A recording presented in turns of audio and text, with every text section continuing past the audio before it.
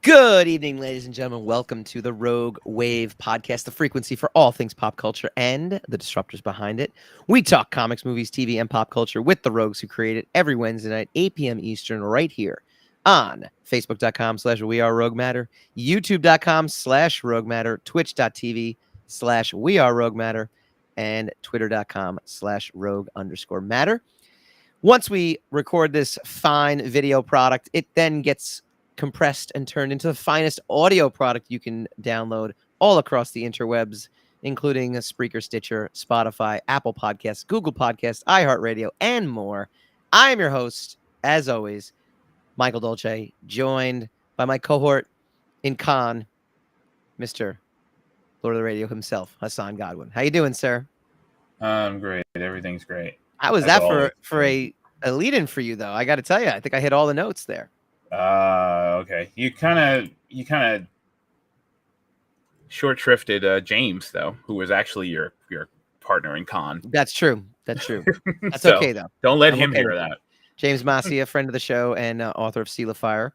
Yeah, so we have convention voice. I think you can still hear it in my voice. And if not, I definitely have it. Believe you me. It is a thing. I don't have con crud though, so that's a good thing. Do you have con crud? I have no idea what con crud is. So con crud is what happens when you go to a convention and then like a day later there's some sort of mystery illness. It's never a serious illness. It's usually just an annoying illness. And it's just you just chalk it up to con crud. Surprisingly, no residual illness. Which, Aaron does. Aaron absolutely does. So yeah. Sorry, Aaron. Well, it's also, a lot of times too. Aaron, you and Aaron are more social than I am. I stayed away from human beings. This is very true. Basically, I mostly avoided getting whatever contractual diseases that they have. Thankfully. What I was gonna say though, I typically hit it pretty hard, but I chose not to hit it pretty hard this weekend. I think Friday night was the only night where I was home relatively late. But I think it's either a sign of the times or the sign of my age, or who knows? Yeah, but either way, 1 a.m. on Friday. That was terrible. Right. I got home, I think 12. No, probably 1 a.m. also. Yeah. I just can't do that no more. I can't do that where it's, I've got to be up the next day. So that's what's a good thing for me, because I didn't have to come back Saturday or Sunday. Right. All right. So we are talking New York Comic Con. However, before we do, we'll go a little Rogue Matter presents. Ooh, 3 a.m. on Friday. Oh, come on. Aaron, that was a big fail on your part. Or a big success, depending on how you look at it, right? Perspective. Perspective counts. We are Rogue Matter, and Rogue Matter is all about empowering creators and doing things a little bit differently. And one of the ways we do that is we give everything away for free on the website. So we have Time Trader, we have Making Markham, we have McBride and Groom. These are all awesome comic books that you can read for free. We have Seal of Fire, Emergence, and Exile, Key to the City. These are all novels and or short stories that you can consume for free. We have our podcast. We have lots of podcasts. We have lots of videos. We got lots of stuff, but it's going away. Pretty soon, we will not be able to read everything for free. We want to start building the community out.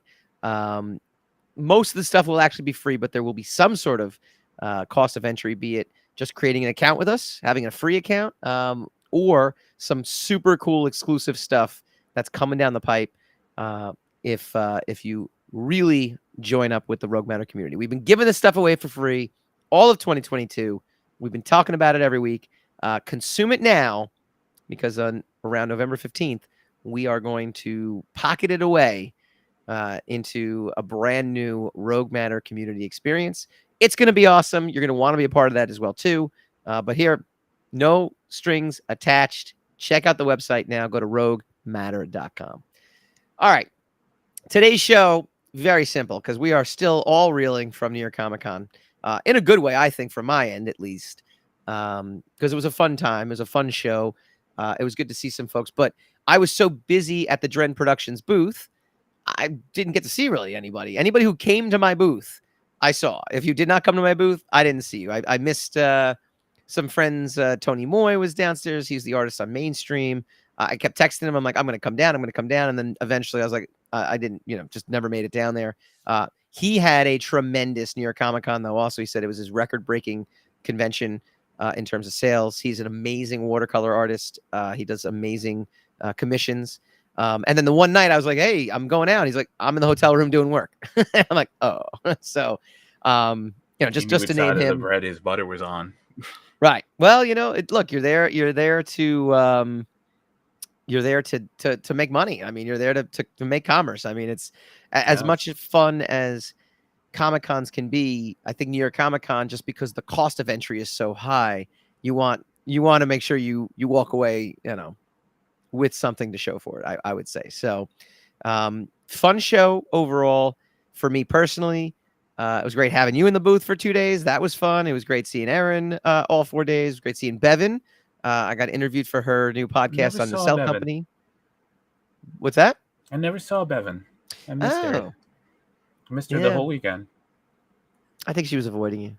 I'm just kidding. She wasn't avoiding.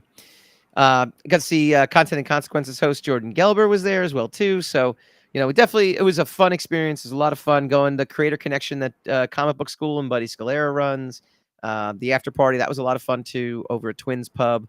That's a yearly occurrence. Aaron says you needed to be social. Oh, that's right. You were supposed to see her that one night, but I think you wisely went home. You were like, it was Thursday night. You were like, if I'm doing this again tomorrow, Oh, okay.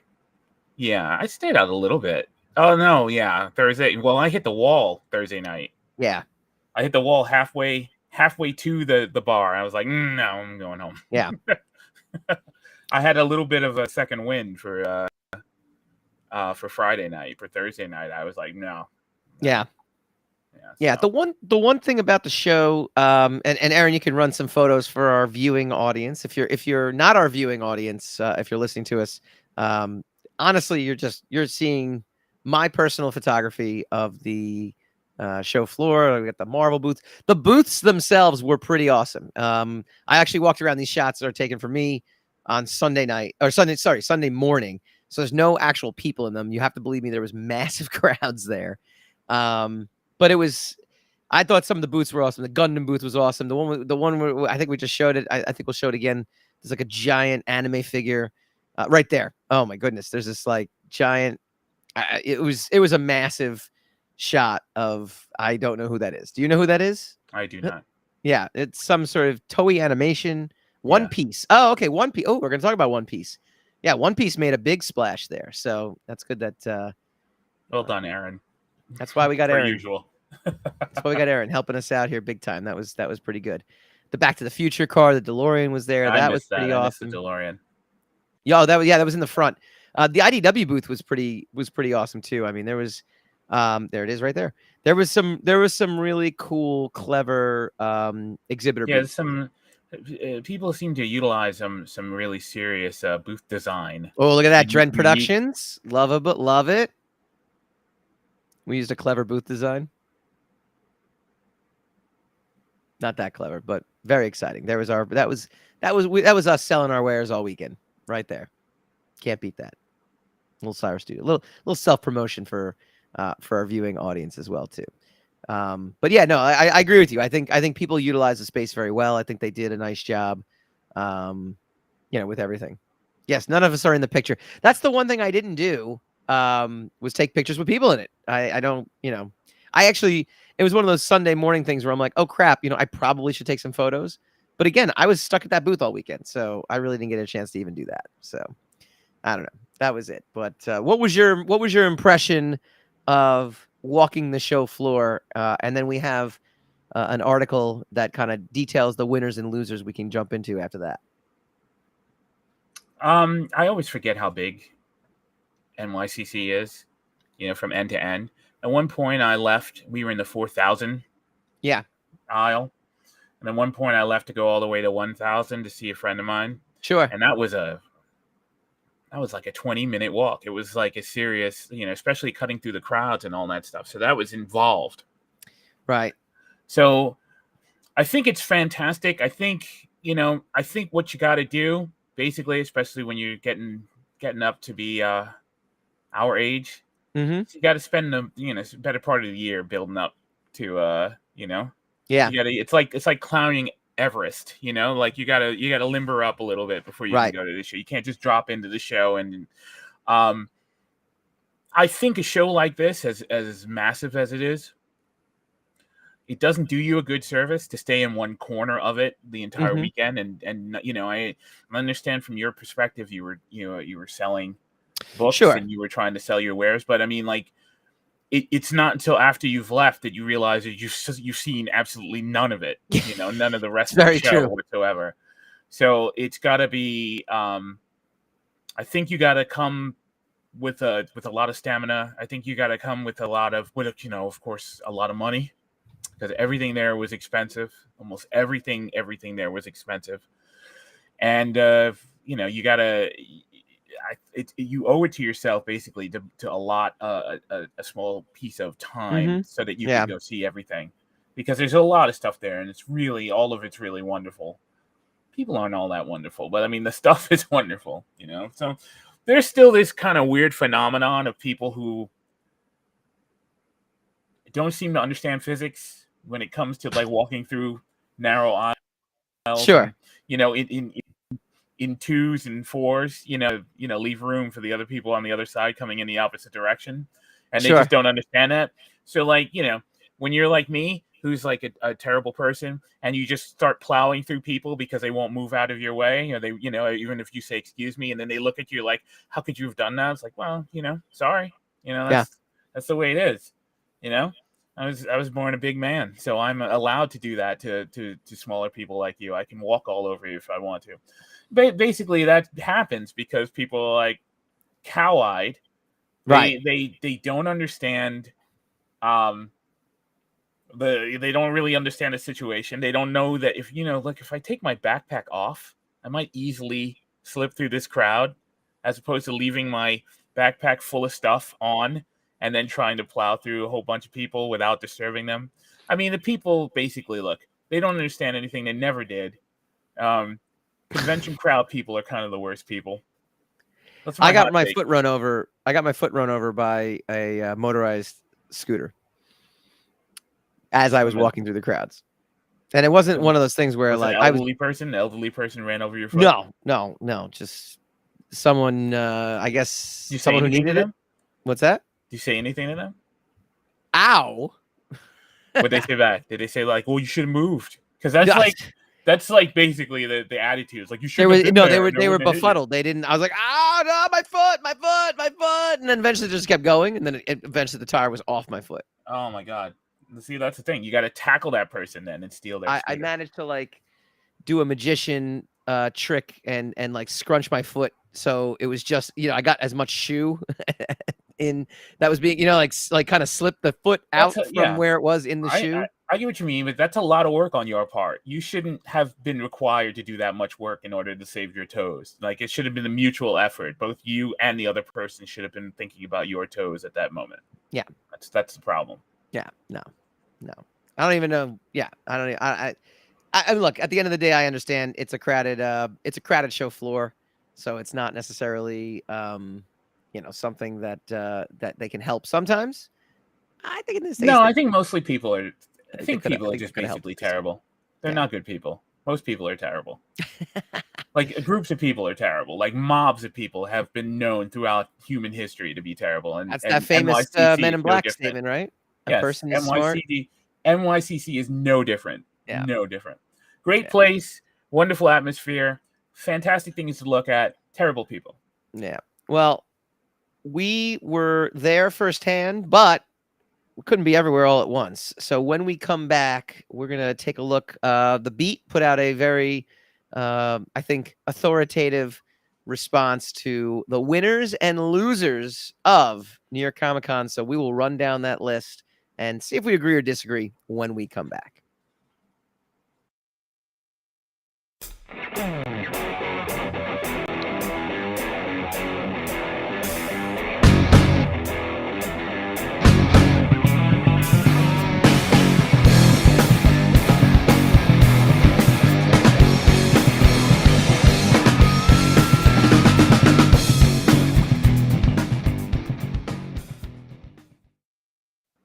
Welcome back to the Rogue Wave podcast. All right, we are talking New York Comic Con recap.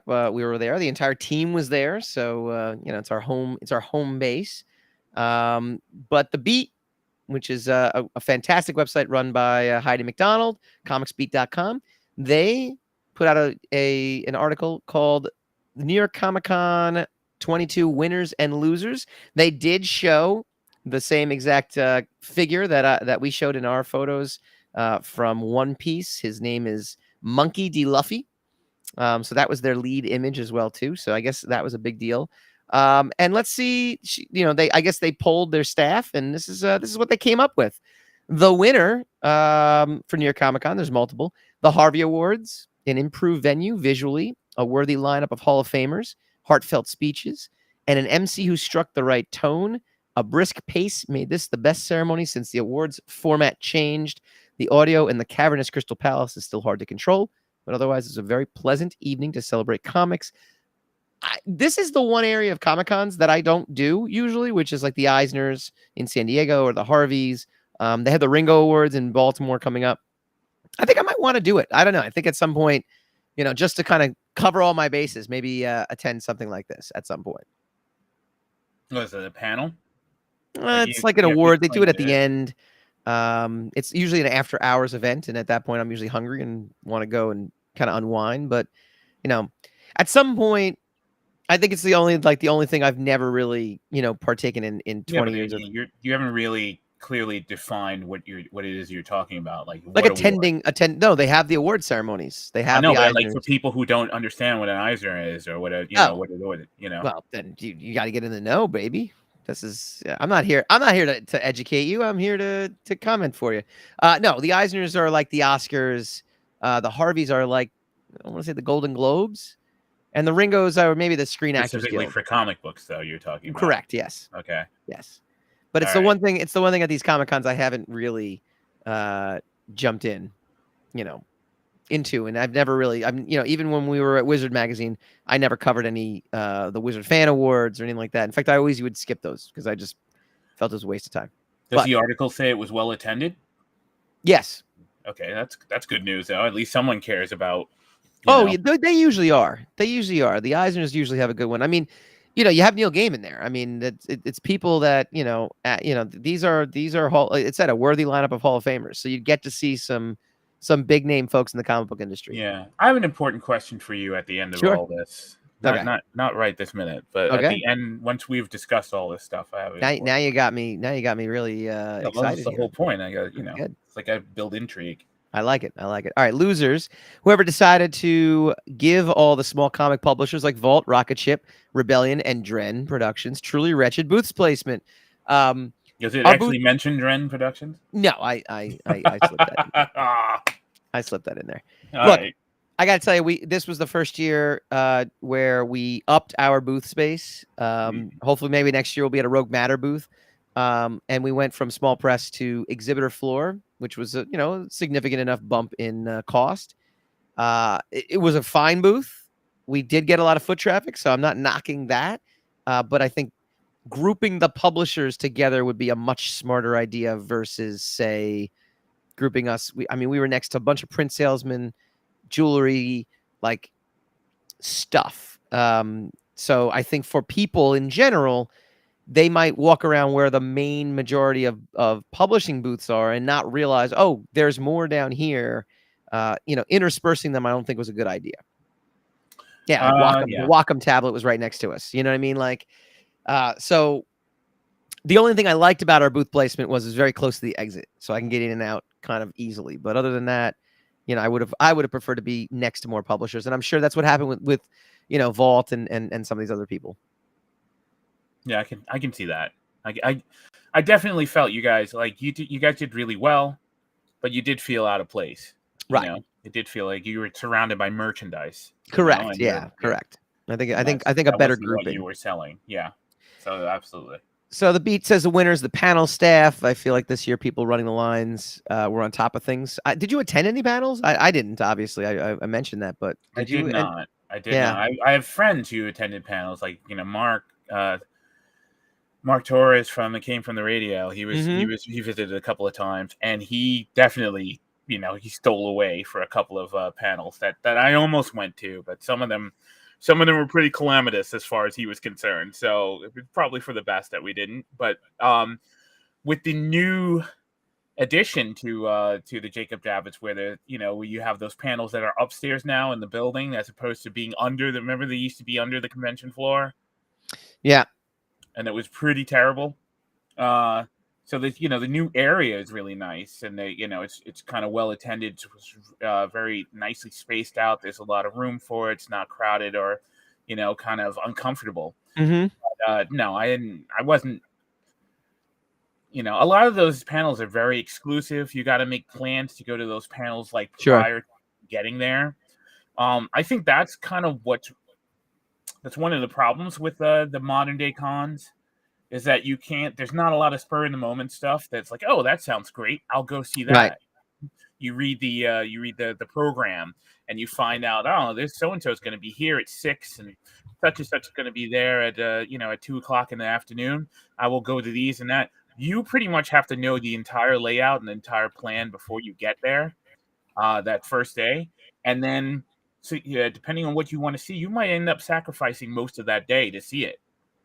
So that's kind of the downside.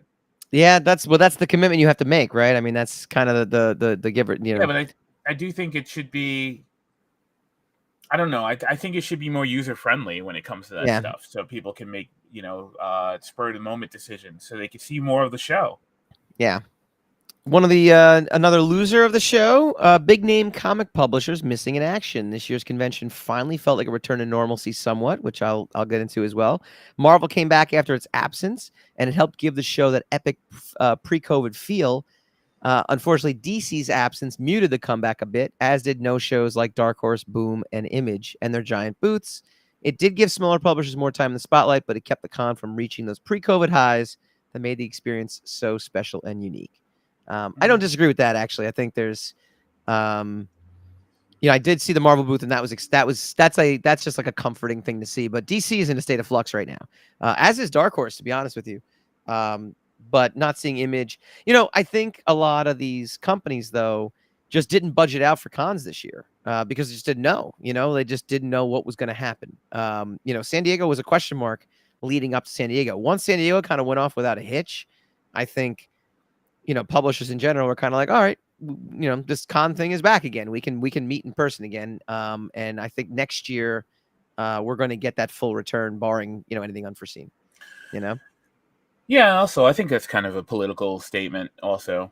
Like it's a comic book convention and you're doing an article about the comic book convention. You're kind of sort of obligated to say something about the major comic book distributors in the industry, and notice that their absence. You can't write an article about the New York Comic Con and say, and even though Marvel wasn't there or DC wasn't there, it was still the greatest time ever. You still have you're sort of politically obligated to make note that certain gargantuan companies were not in attendance. So because I mean, look, the show didn't feel any less spectacular or any less, less eventful without these particular people there. I can imagine the panels, and I can imagine a lot of the announcements were lacking because they weren't there. They weren't on hand to talk about their year end and New Year plans. But for the most part, for people with their boots on the ground, I'm sure a lot of people didn't even notice that some of those.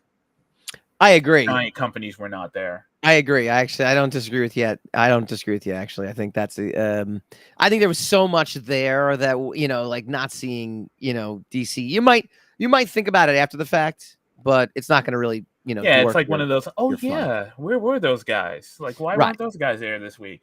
Right. But no, look. Once we get to a point where all the companies are in attendance again and everybody's back and nobody's skittish or worried about what the event is going to be like, whether or not there is going to be a convention this year. Mm-hmm. It'll be good. It'll be a big deal. But I mean, I don't think that this particular con was lacking, even though some of those companies were not in attendance. in my personal opinion. I agree. One of the winners was One Piece. We mentioned them. One Piece takes over Times Square. The massive, all-powerful presence celebrated its long run with new movie promos, a giant ship, and character inflatables at the con. That was the massive statue we saw. But what really took the cake was their Saturday night takeover of Times Square's giant screens to further promote the new movie subtitled Red. I still don't know what One Piece is, but God bless them. Good for them. I'm very happy. That's for the kids. That's for the youngsters. Yeah, another winner was the Star Trek Universe panel. At this point, Paramount Plus has the Trek teases down to a science with a roster of 5 ongoing shows rotating from con to con. Especially exciting is the revelation that Amanda Plummer will join Picard Season 3, making her the possible final villain for Picard's crew, just as her father, Christopher Plummer, played the final villain for Kirk's crew in Star Trek The Undiscovered Country. Let's hope the 3rd season of Picard has some Shakespearean quotations, preferably in the original Klingon. There's a whole bunch of stuff going on there. Other winners, Moon Knight fans. While there wasn't any specific news, Oscar Isaac confirmed we can expect to see more of the system that is Moon Knight in the future installments of the MCU. So, we'll see what ends up happening there. I think Oscar Isaac was like the guest of honor, I guess, this year. So that was kind of cool. Yeah, I heard a lot about him while we were there. I unfortunately didn't see him, but I heard a lot about him. There was a lot to do about Moon Knight and Oscar Isaac, even though there was no particular announcement about new Moon Knight material. So obviously he was on hand, Yeah.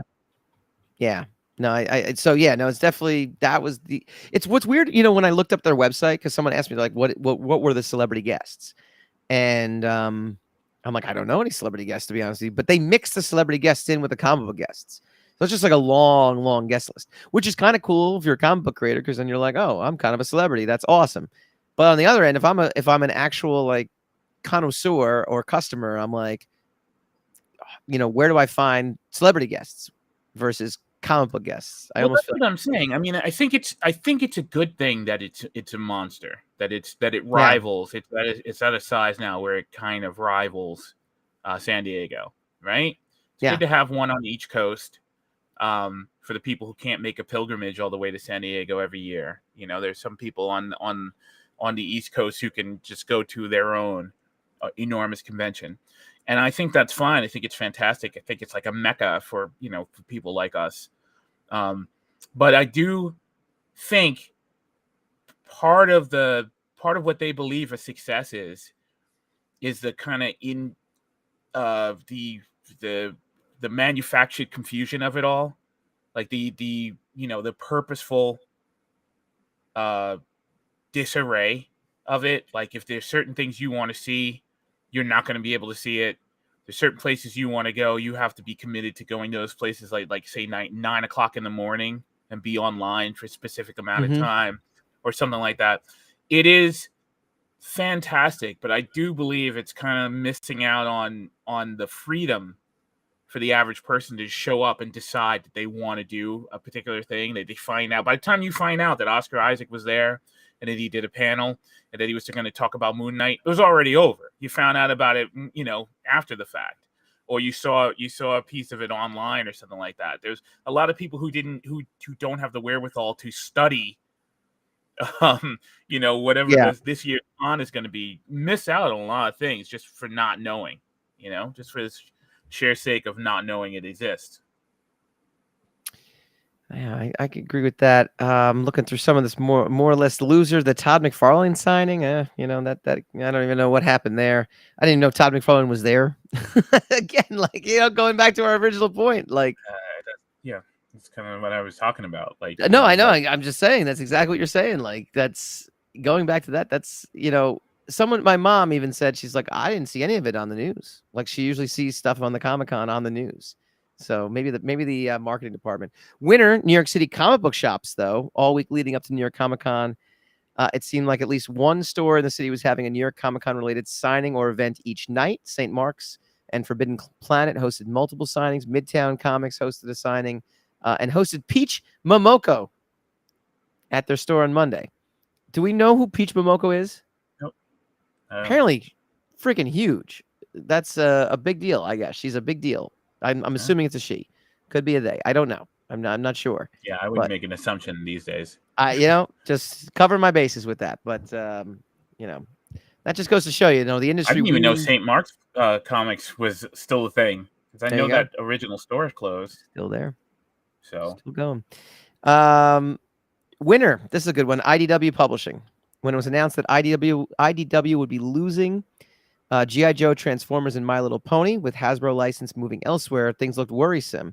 But they doubled down on bringing in big names like Scott Snyder and Stephen Graham Jones, whose comic Dark Spaces Wildfire and Earth Drivers Kill Columbus were shown off in the publisher's Sunday panel, along with New Yorker cartoonist Sophia Warren's memoir and the continuation of IDW's excellent artist edition by Scott Dunbier. If you're an IDW for its licensed book, don't worry. It doesn't look like TMNT is going anywhere for now. The loser, though, IDW. Because they are losing G.I. Joe, and they didn't promote the final issue, which is a landmark issue set to drop. It's issue 300 shortly after. That's a big deal for them. That's pretty much the only thing I know IDW for these days is G.I. Joe. So they're losing that license. That's kind of big. Yeah. Winner, 90s nostalgia. It's everywhere, and New York Comic Con is no exception. At DC's Jim Lee and Friends panel, Lee opened up by asking who liked 90s comics. The capacity crowd erupted, a reaction that seemed to genuinely surprise Lee, who then remarked, "If I'd have known you guys would have loved the material we did in the 90s, I would have done more of it." I don't think that's true. He did a lot. I mean, he did a lot. I literally cannot knock anything that was done in the 90s because it was great and amazing. Yeah, well, we're almost in the 2090s, so I mean, we gotta be able to move on eventually. But yeah, it's all retro. People are gonna be looking back to the 2000s next. You know how it happens. All right, finally the winner, New York Comic Con. For all the nitpicking and losers, it all comes from love of an event that unites so many in the industry in a terrifyingly beautiful stew. So many people were happy just to be together again. And after the last 3 years, we will never take that for granted again. I have to echo that statement. San Diego started it for me. I was out there in San Diego, and it felt like San Diego. And that's an amazing thing. And this felt like New York Comic Con. It felt like everything was, back to some level of normalcy, some level of acceptance. And for one, I welcome it. It was nice. Last year, it felt weird for me just to leave the house 4 days in a row.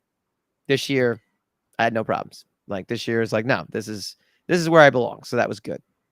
That was good. Yeah. All right. What was your question? I'm curious now. You brewed up to it pretty good.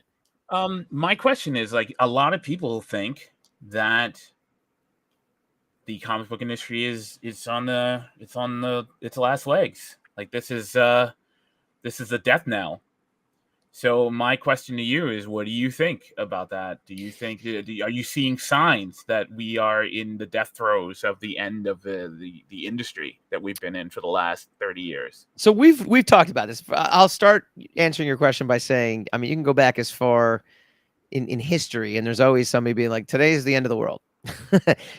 Everybody watch out. Tomorrow's the end of the world, right? There's always predictions, not just of comic book end of the world, but just in general end of the world. And then they never seem to come about, because no matter what, look, the industry we grew up loving, it doesn't exist anymore. It just doesn't. And doesn't mean the comic book industry doesn't exist. It just means, look, Jim Lee goes up and it's like, who loves 90s comics?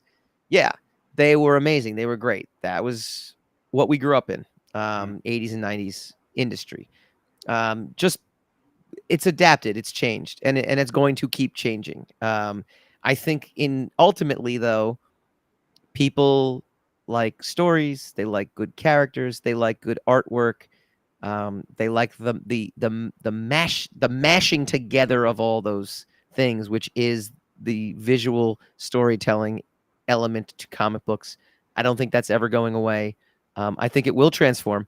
Do I think the stuff Marvel's put out right now is comparative to even stuff that came out in the 2000s? No, I don't. I have a hard time getting into a lot of the Marvel stuff, and not just because I've aged out of it, but just in terms of the way stories are told. That's the part I've probably aged out in, where the emphasis for me seems to be more on the art than the storytelling, in a lot of books, in the way that writers are choosing to write stories right now. Like, I think Benjamin Percy's fantastic. His Wolverine is fantastic. His X-Forces. I would put that up against any of the stuff we read, 20, 30 years ago. But it's different. But that's the stuff that I grew up with, and that's the stuff I like. I like when stuff happens in comic books. And I think there's in certain instances it's tough, but no, I don't think it's on a death knell. I think it's always changing. I think it's always going to keep changing because there's nothing we can do. Like there's really nothing we can do. There's going to be an influx of new talent. There's going to be continual new talent. The gatekeepers are smashed away, which a lot of people applauded. I actually now look back and go, you know what? Probably not the best thing, to be honest with you, because a lot of stuff that's out there, people are more inclined to support the creator than they are the actual work itself these days, which sounds on the surface like, wow, what an amazing thing. But no, then you get a lot of crap out there. I mean, I can definitely count on my fingers how many Kickstarter books that I pledge that I get back and go, wow, I am so happy I bought this thing because it is of utmost quality. You know what I mean? Yeah, but I mean, then that kind of testifies that there is quality out there. Yeah, there is. But I mean, I'm saying I can count on my hand on different forms.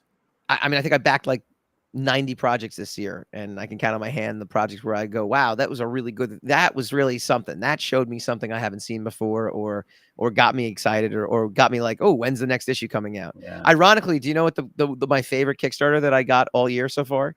Berserker with Keanu Reeves. I think that book is outstanding.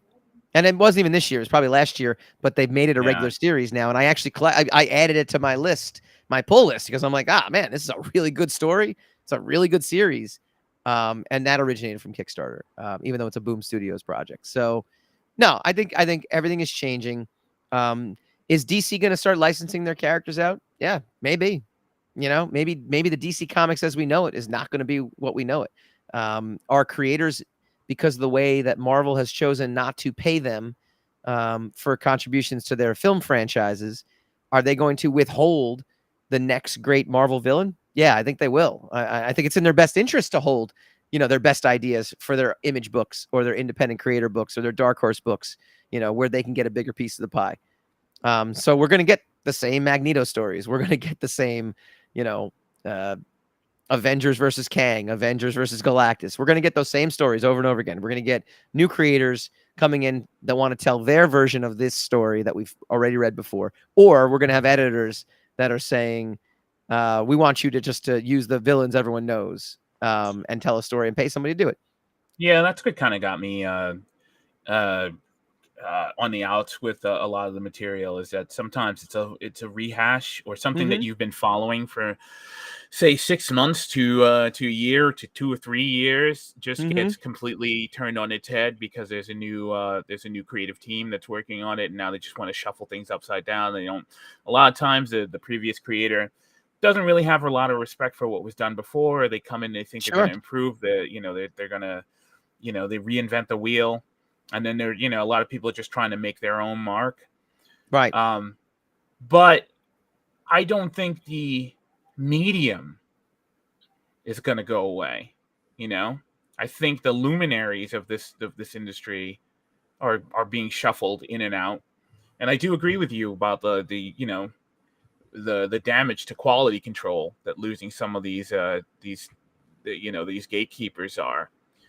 And then again, you might argue that without Kickstarter, with these gatekeepers, there's a lot of new stuff that you would never get. Right, where it opens up an opportunity for a lot of as soon as Kickstarter becomes a mainstream, and I think that's what's going to happen. They're the second most. Yeah, but it's still the second most profitable place. Yeah, profitable. Yeah, but it's still kind of niche. For people who know, as soon as it becomes like where everyone goes first to find the next best thing or to find their next issue of something, then comic books will, be as strong as they used to be. But we're still reliant on a lot of systems that don't really work anymore, that haven't worked for a long time. Right. So it's just trying to figure out what it wants to be next. But I was just interested in hearing, especially after a show, Yeah.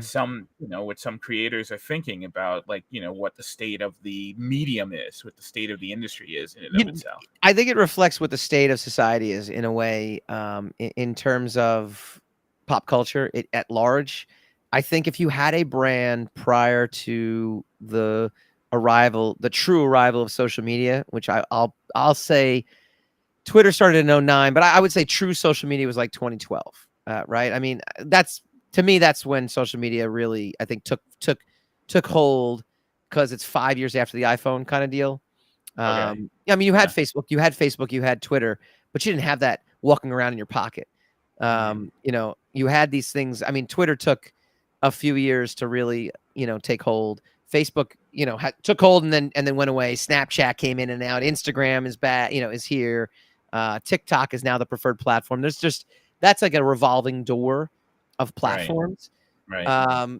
But prior to that, if you had a brand, if you had a name, like, part of me, is lucky that I did the Sire in the 2000s, because people know me from that, and they know me as the Sire guy, and that's cool, because I'm like, all right, cool. It's not a lot of people, don't get me wrong, but it's at least when we started the show here, I had some sort of brand equity already built in, because I did this already. It's not just like somebody in their bedroom, podcasting from their mom's room or something. You know what I mean? Like their mom's house or something. It's like there was like, okay, this guy at least has credibility, or us as a team have some credibility, because I had heard of you before.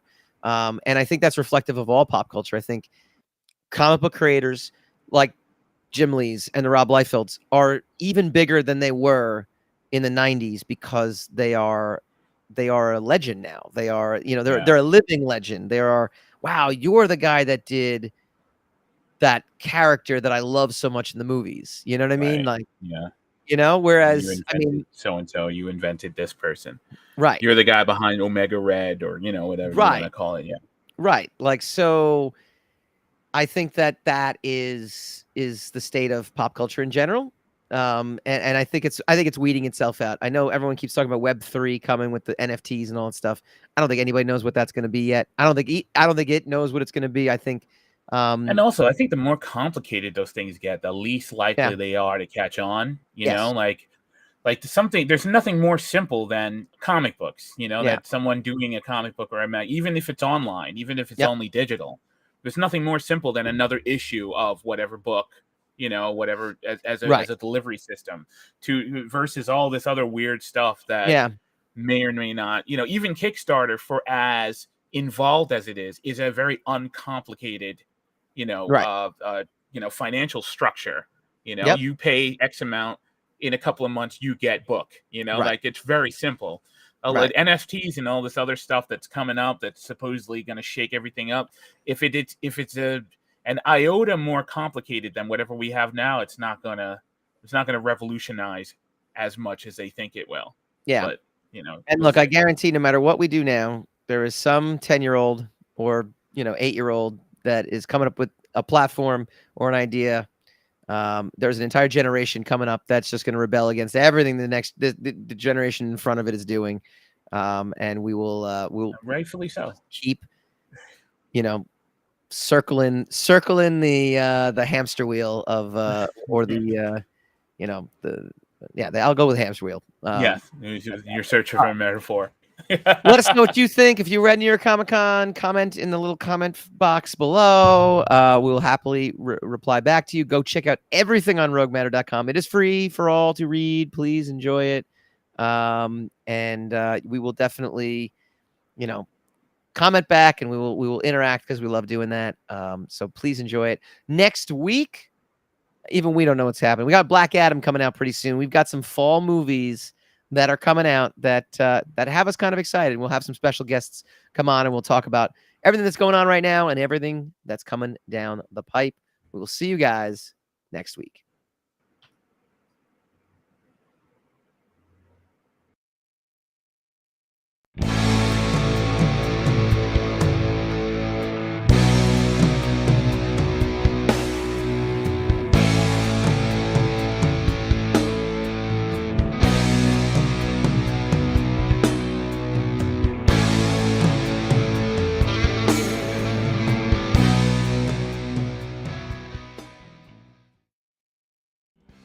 Hi guys, Mike Dolce here from the Rogue Wave podcast. If you like this video, please feel free to like, share, subscribe, all that fun stuff. It really helps us out. Leave a comment, let us know what you'd like to see in future episodes, and tune in every Wednesday night, 8 p.m. Eastern for a brand new episode.